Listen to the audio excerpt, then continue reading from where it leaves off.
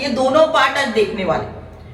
Aerobic respiration यानी क्या, glycolysis aerobic respiration और एनारोबिक रेस्पिरेशन में कैसे अकर होती है, ग्लाइकोलाइसिस में कितने स्टेप्स है और उसके एंजाइम्स और स्टेप्स को कैसे मेमोराइज करें, everything we are going to see in this video. Video को एंड तक देखिए, वीडियो को स्किप मत कीजिए, क्योंकि उसके स्टेप्स और एंजाइम को याद रखने के टिप्स एंड ट्रिक्स इस वीडियो में। So let's start with the video. Aerobic respiration क्या है? So aerobic respiration is a cellular respiration that takes place in presence of oxygen gas to produce energy from food। अब यहां से जब हम कोई फूड इंटेक करते हैं तो फूड का ब्रेकडाउन होता है और फूड ब्रेकडाउन होके अपने बॉडी में एनर्जी क्रिएट करती है। एनर्जी कौन से फॉर्म में प्रेजेंट रहती है? तो energy is present in the form of ATP. अब ये सारी प्रोसेस होती कहां है? So this complete process takes place in cell and hence it is called cellular respiration। Aerobic respiration जो है means that takes place in presence of oxygen। अब aerobic respiration क्या करता है? तो aerobic respiration involve करता है electron transport system in which molecular oxygen is the final electron acceptor and this is the most common type of respiration। और ये respiration हमें plants में, animals में, birds में, humans में, other mammals में देखने को मिलती है। इस प्रोसेस में water and carbon dioxide ये जो है ये end product के फॉर्म में प्रोड्यूस होते हैं। एरोबिक रेस्पिरेशन में glycolysis, Krebs cycle and ETS ये तीनों पार्ट कंप्लीट होती है। लेकिन ये तीनों पार्ट में ग्लाइकोलाइसिस ये कॉमन फैक्टर है for aerobic respiration also and anaerobic respiration also. फिर ये ग्लाइकोलाइसिस होती कहां है? सो इन फ्रंट ऑफ यू ये चार्ट दिख रहा है। अब ये चार्ट में आपको ग्लाइकोलाइसिस माइटोकॉन्ड्रिया के बाहर दिखा रहा है, मींस माइटोकॉन्ड्रिया में ग्लाइकोलाइसिस प्रोसेस नहीं होती है। ग्लाइकोलाइसिस प्रोसेस क्या होती है? तो that occur in the cytoplasm. अब ये जो ग्लाइकोलाइसिस है, ये चार्ट में आपको ग्लाइकोलाइसिस जो दिख रहा है इसमें ग्लूकोज का कन्वर्जन क्या में हो रहा है? Glucose is converted into pyruvic acid. अब ये जो प्रोसेस सारी ग्लाइकोलाइसिस साइटोप्लाज्म में जब होती है तब 2 एटीपी मॉलिक्यूल्स जनरेट होते हैं। अब यहां से जो ग्लाइकोलाइसिस जब होती है तो यहां से निकलने वाला इलेक्ट्रॉन्स दिख रहा है आपके डायग्राम पे भी, इलेक्ट्रॉन्स जो है एरो के फॉर्म में दिखा रहा है। अब ये जो इलेक्ट्रॉन्स है ये कहां एंटर करते हैं? तो that occur in the matrix of mitochondria. अब ये ग्लाइकोलाइसिस कहां किसके साथ कनेक्ट हो जाता है? तो क्रेब्स साइकिल के साथ। और क्रेब्स साइकिल ये कहां होती है? That takes place in the matrix of mitochondria. लेकिन अभी हम इस वीडियो में ग्लाइकोलाइसिस देखने वाले। So come on let's see what is glycolysis. But before we continue with the glycolysis, just have a look at overall reaction of aerobic respiration. अब ये aerobic respiration में ग्लूकोज मॉलिक्यूल कंबाइन होते हैं 6 time oxygen के साथ।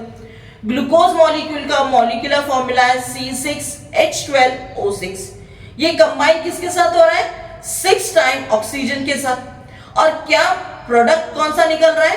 तो 6 time carbon dioxide plus 6 time water molecule plus energy in the form of ATP. Now the mechanism of aerobic respiration जो है ये एरोबिक रेस्पिरेशन में मेजर 3 फेजेस इन्वॉल्व होते हैं। और 3 फेजेस कौन से? First one glycolysis, second one Krebs cycle and third one that is the electron transport system, और it is also called terminal oxidation. So come on let's start with the glycolysis. Glycolysis को EMP pathway भी कहा जाता है। अब क्यों कहा जाता है? तो ग्लाइकोलाइसिस ये जो है इसे डिस्कवर करने वाले जो 3 जर्मन साइंटिस्ट थे उनके नाम पे ग्लाइकोलाइसिस रजिस्टर्ड है। सो 3 साइंटिस्ट कौन से? That is professor Embden, professor Meyerhof and professor Parnas. That is EMP. And that's why glycolysis is also called EMP pathway. अब ये जो ग्लाइकोलाइसिस है ये साइटोप्लाज्म में होती है. With the help of diagram हमने देखा है कि साइटोप्लाज्म में ग्लाइकोलाइसिस होती है. और ये फर्स्ट स्टेप है एरोबिक रेस्पिरेशन की भी और एनारोबिक रेस्पिरेशन की भी. ग्लाइकोलाइसिस में वन मॉलिक्यूल ऑफ ग्लूकोज जो होता है ये ब्रोक डाउन होता है. और ब्रोक डाउन होने के बाद ये किस फॉर्म में होता है? तो that is broken into two molecule of pyruvate और पायरुविक एसिड. ग्लाइकोलाइसिस जो है ये इसमें टू मेजर फेजेस इन्वॉल्व होते हैं. और टू मेजर फेजेस कौन से? That is the preparatory phase and cleavage. और दूसरी फेज है that is the oxidative and पे ऑफ फेज. अब जो मैं बोल रही हूं वो से हम डायग्राम के फॉर्म में, चार्ट के फॉर्म में एक्सप्लेन करेंगे. अब इन फ्रंट ऑफ यू यहां पे ये जो है ग्लाइकोलाइसिस की रिप्रेजेंटेशन है, डायग्रामेटिक रिप्रेजेंटेशन. अब इसमें सबसे ऊपर ग्लूकोज दिख रहा है जो 6 कार्बन का है. ग्लूकोज से कन्वर्ट होते हुए ये लास्ट में क्या फॉर्म कर रहा है? पायरुवेट जो 3 कार्बन का है. यानी फर्स्ट 5 फेज कौन से? Glucose 6 phosphate, fructose 6 phosphate, fructose 1,6 diphosphate and dihydroxy acetone phosphate and phosphoglyceraldehyde. These are the preparatory and cleavage phase. यानी ग्लाइकोलाइसिस जो 2 पार्ट में डिवाइडेड है. ये कैसे? तो ग्लूकोज से पहला पार्ट जो स्टार्ट होता है ग्लूकोज से DHAP एंड PGL तक. और नेक्स्ट फेज जो शुरू होता है जिसे पे ऑफ फेज कहा जाता, वो PGL से पायरुवेट तक. लेकिन इतनी बड़ी ग्लाइकोलाइसिस रिएक्शंस को कैसे याद रखें? क्या उसके स्टेप्स याद रखना आसान है? और उसके एंजाइम्स को कैसे मेमोराइज करें? Everything is easy in this video. इस वीडियो में मैं आपको टिप्स एंड ट्रिक्स देने वाली हूं कि उसे कैसे याद रखें. So come on, let's see the first one. हम सबसे पहले प्रिपरेटरी एंड क्लीवेज फेज देख लेते हैं. ये प्रिपरेटरी एंड क्लीवेज फेज जो है ये इनिशियल फेज ऑफ ग्लाइकोलाइसिस है, जिसमें ग्लूकोज मॉलिक्यूल जो है ये एक्टिवेट होता है by phosphorylation to form 2 molecule of triose phosphate. यानी इसमें जो 3PGL एंड DHAP है ये फॉर्म होने के लिए. अभी जो मैंने बोला है उसे डायग्रामेटिकली हम देखते हैं. ये जो DHAP जो है ये कन्वर्ट होता है 3PGL. अभी आपके सामने जो चार्ट है, let's have a look at this. अब इसमें हमें एंजाइम्स भी दिख रहे हैं और दूसरे साइड में हमें स्टेप्स भी दिख रहे हैं.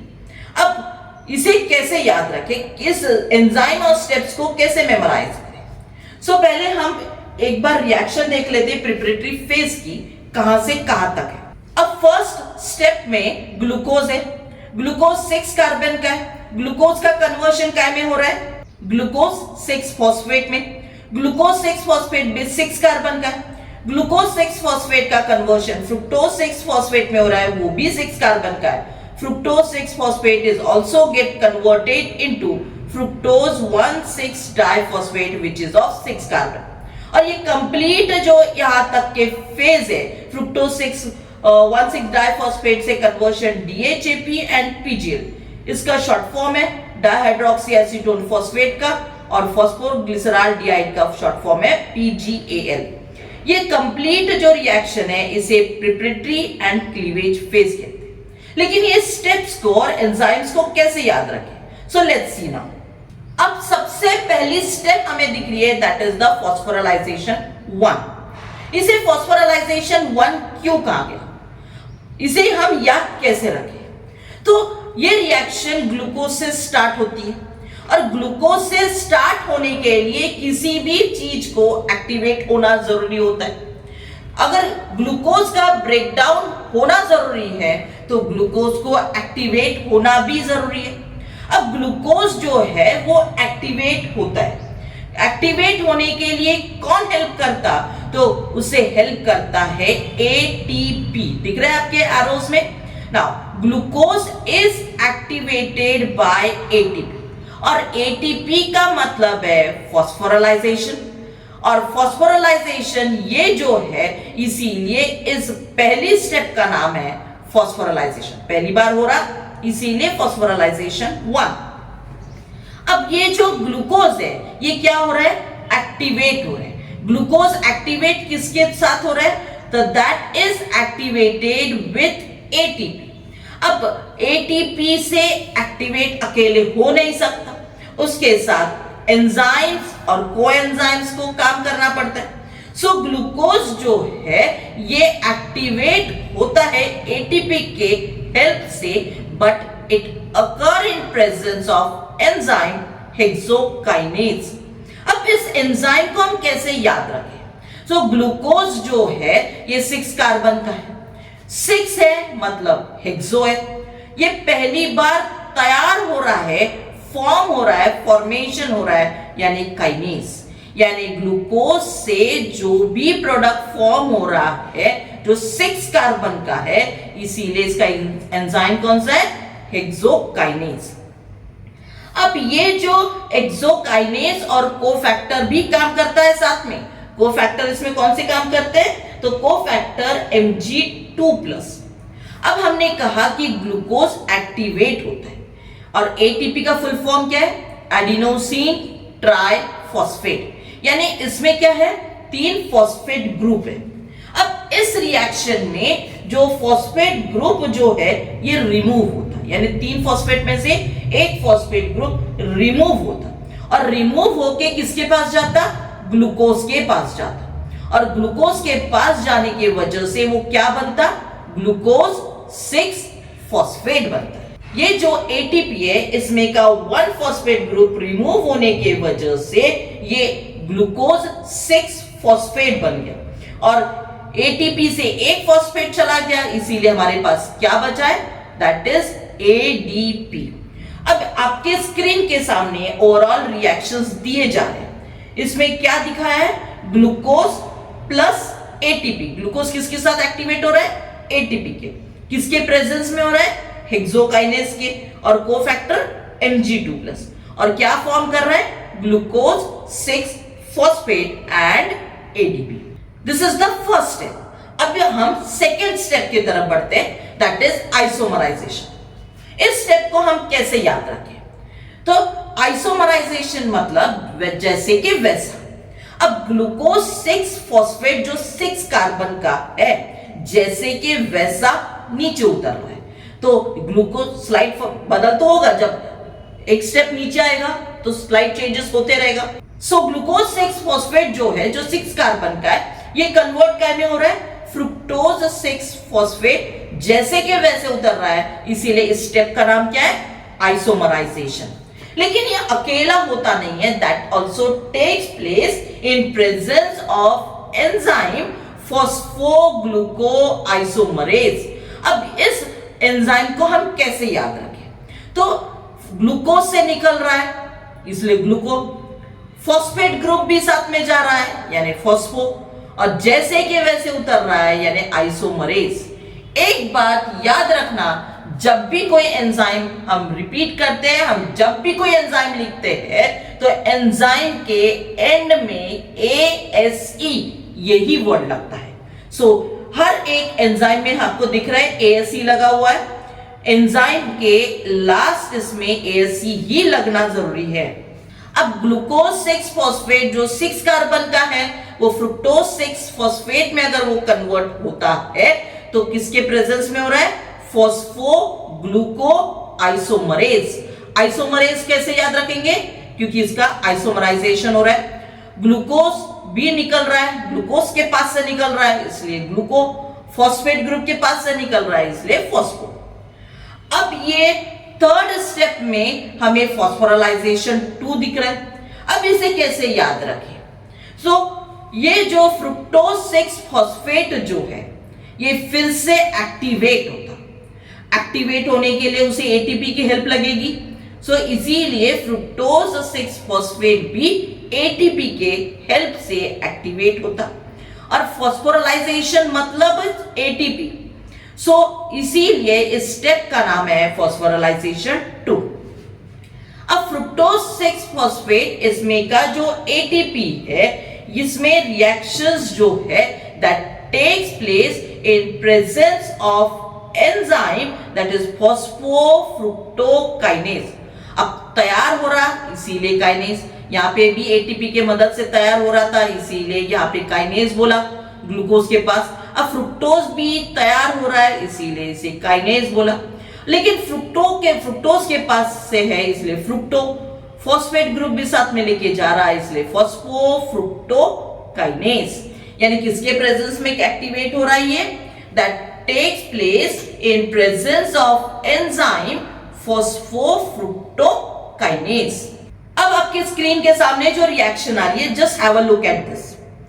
क्या दिख रहा है? फ्रुक्टोज 6 फॉस्फेट जो है, जो 6 कार्बन का है, वो किसके साथ कंबाइन होता है, किसके साथ एक्टिवेट होता है? एटीपी के साथ।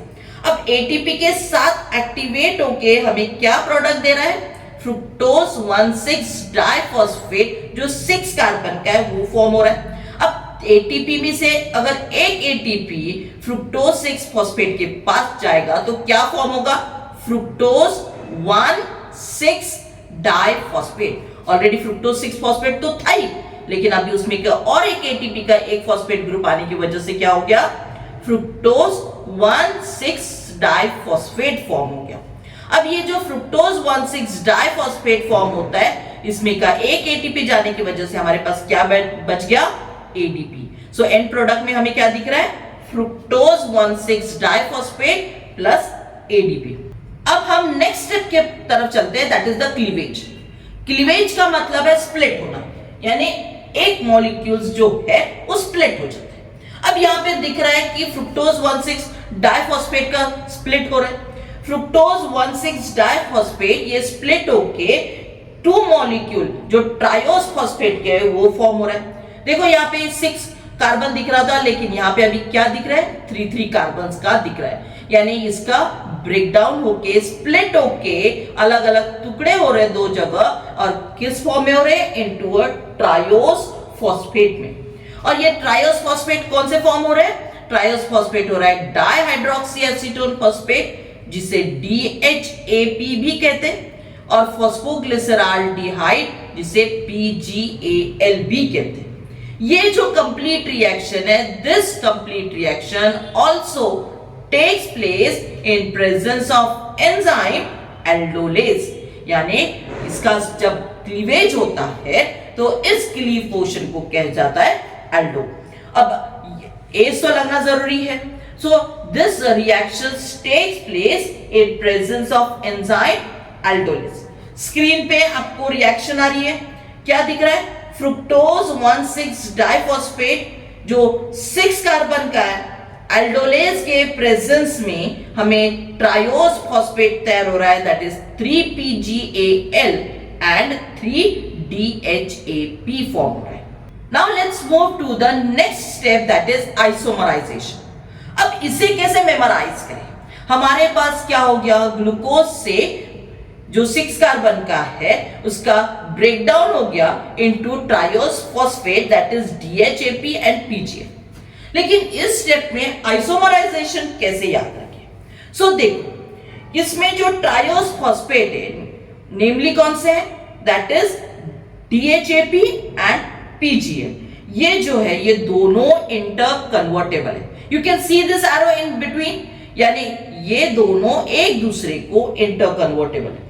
अब DHAP जो है ये कन्वर्ट हो जाता इनटू PGL, और ये DHAP जैसे के वैसे अगर PGAL में कन्वर्ट होता है तो ऑब्वियसली जैसे यहाँ पे अपन ने ग्लूकोज 6 फॉस्फेट में आइसोमराइजेशन बोला जैसे कि वैसे होता, वैसे यहाँ पे भी DHAP का PGL में वैसे कन्वर्शन हो रहा है, इसलिए इस स्टेप का नाम है आइसोमराइजेशन।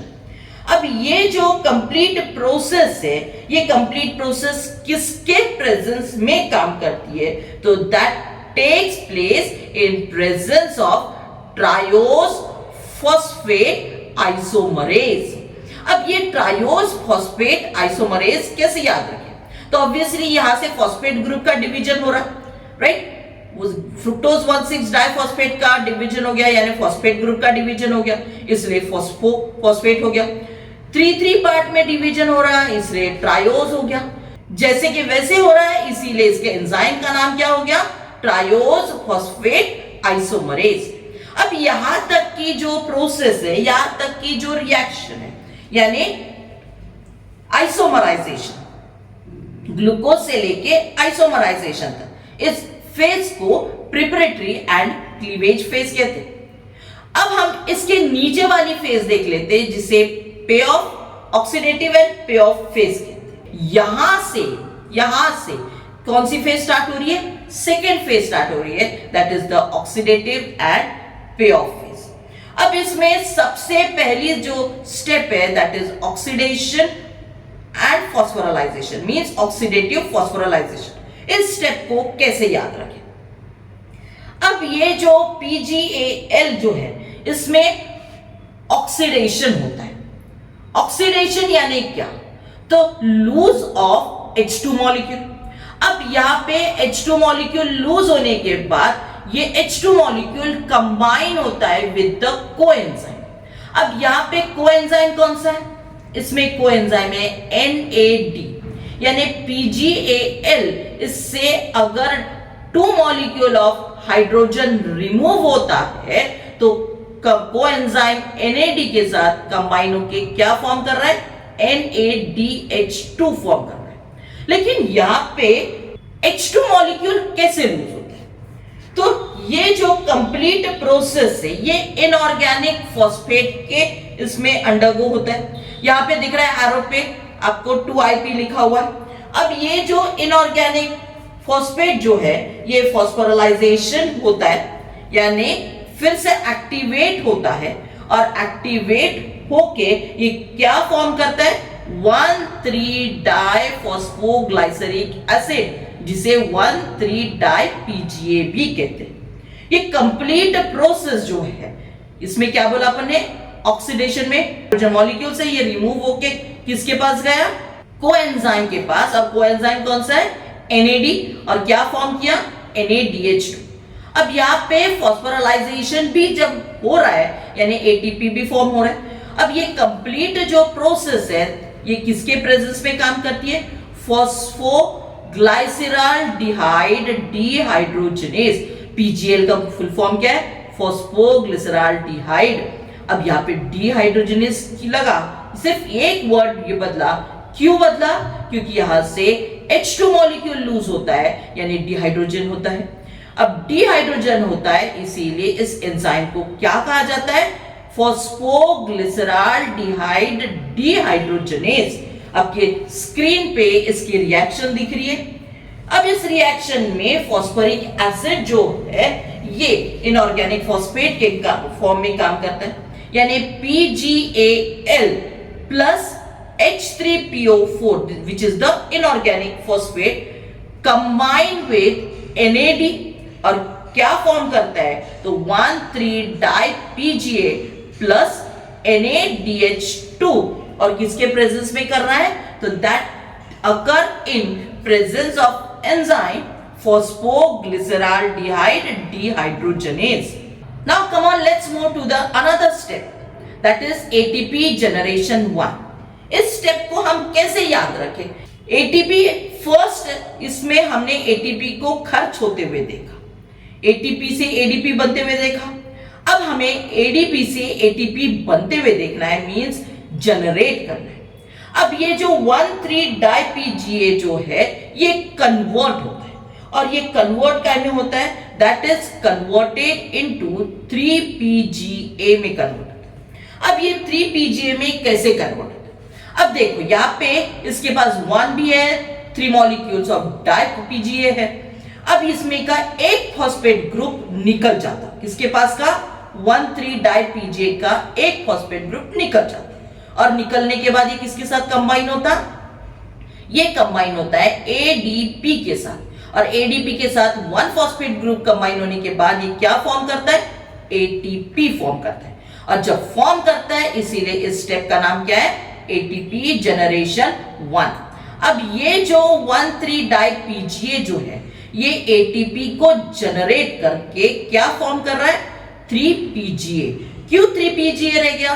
क्योंकि इसके पास का एक फॉस्फेट ग्रुप इसने किसको दिया? ADP को दिया।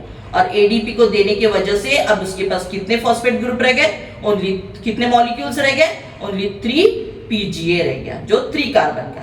ये सारी प्रोसेस, ये सारी रिएक्शंस किसके प्रेजेंस में काम कर रही है, that takes place in presence of enzyme फॉस्फोग्लाइसिरोकाइनेज।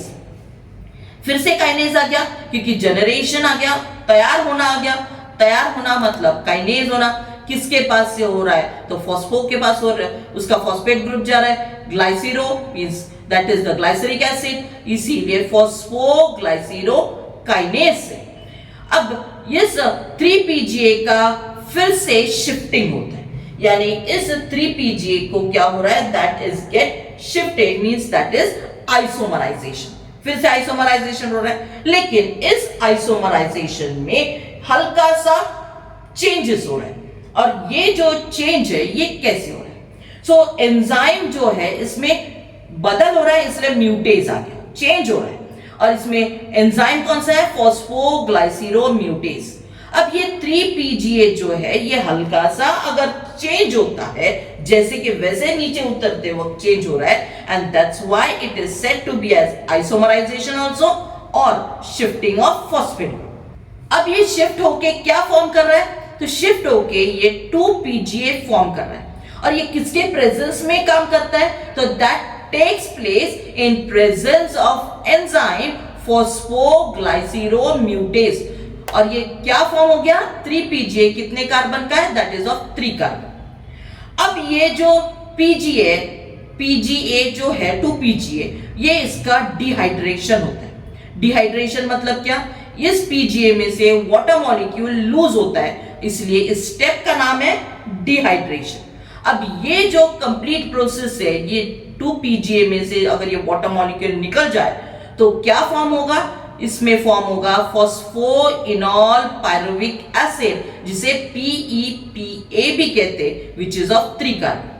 लेकिन ये कंप्लीट प्रोसेस वाटर मॉलिक्यूल निकलने की जो प्रोसेस है, that takes place in presence of enzyme enolase. किसके प्रेजेंस में काम हो रहा है, इनोलेज। जैसे इनो में बबल्स निकलते हैं और बबल निकलने के बाद सारे मॉलिक्यूल सेपरेट होकर अलग अलग हो जाते हैं, वैसे इसमें वाटर मॉलिक्यूल्स अलग हो जाता है, इसीलिए इसे याद कैसे रखोगे, इनोलेज। और क्या फॉर्म हो गया, PEPA। Reaction is in front of your screen.